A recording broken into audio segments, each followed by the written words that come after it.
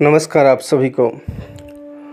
क्या आपको लगता है कि आपके घर में पैसा आता है पर टिकता नहीं है, या आपकी फैमिली में कोई ना कोई हमेशा बीमार ही रहता है? ऐसी चीज़ें घर में होती रहती है और इसका कारण भी नहीं पता चलता। तो ऐसे लक्षण पितृदोष के होते हैं। जब पितृदोष का प्रभाव पड़ता है तो घर में बीमारियां, पैसे की किल्लत,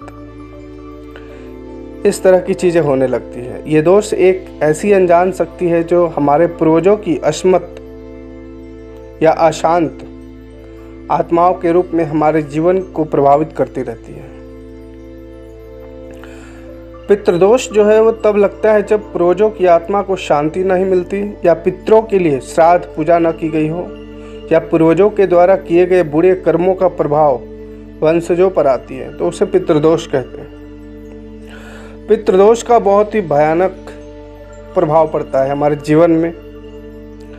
सिर्फ बीमारियां या पैसों की किल्लत ही नहीं, घर में बारंबार बीमारियां किसी न किसी परिजन को होते ही रहती है, और कभी कभी तो आपको कारण भी पता नहीं चलता बीमारियों का।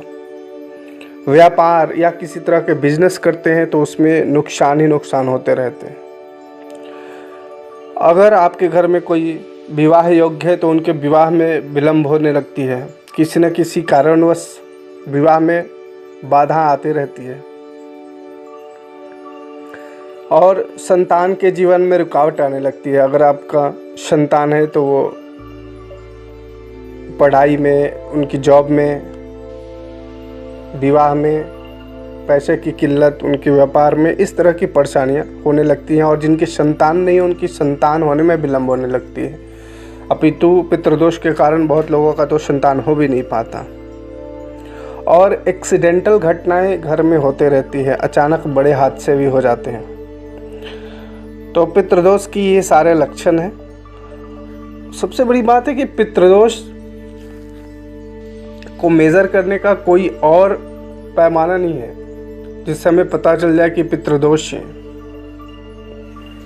जैसे कोई भूत प्रेत के लक्षण हो तो उनकी एक सिम्टम्स पता चल जाती है कि ये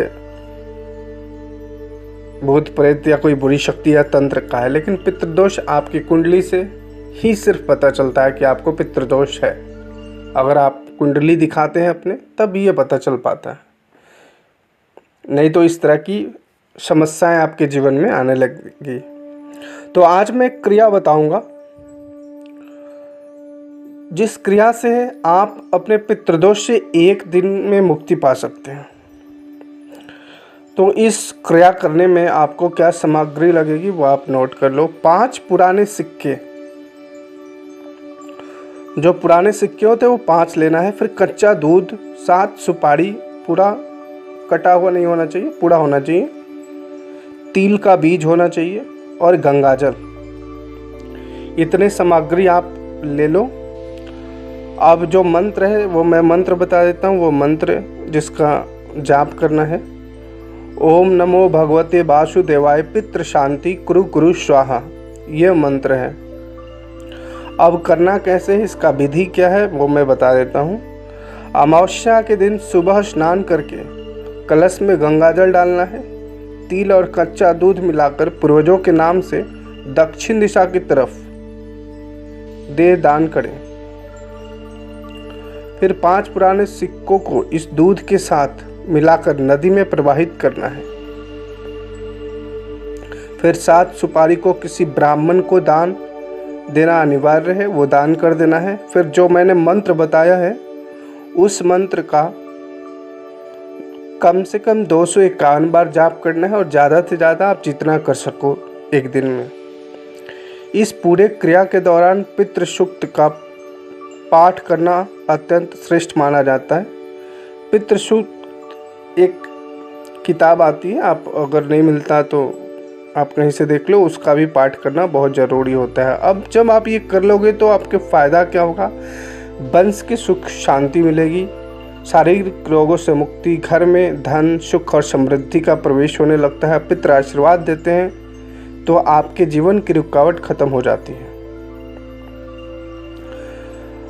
तो पितृदोष आपको अगर आप पता करना है कि आपको पितृदोष है कि नहीं, तो आप हमें भी कमेंट्स कर सकते हो, अपना डेट ऑफ बर्थ की टाइमिंग और जिस जगह पे आपका जन्म हुआ है उस शहर का नाम।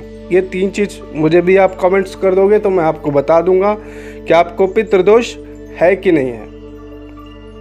और अगर पितृदोष है तो मैंने जो उपाय बताया आप वो उपाय करके पितृदोष से मुक्ति पा सकते हैं, अन्यथा पितृदोष से जीवन में हमेशा समस्या बनी रहती है। तो उम्मीद है वीडियो पसंद आया तो लाइक शेयर ज़रूर करें और साथ ही चैनल को ज़रूर सब्सक्राइब कर लें। जय माता दी, जय शिव।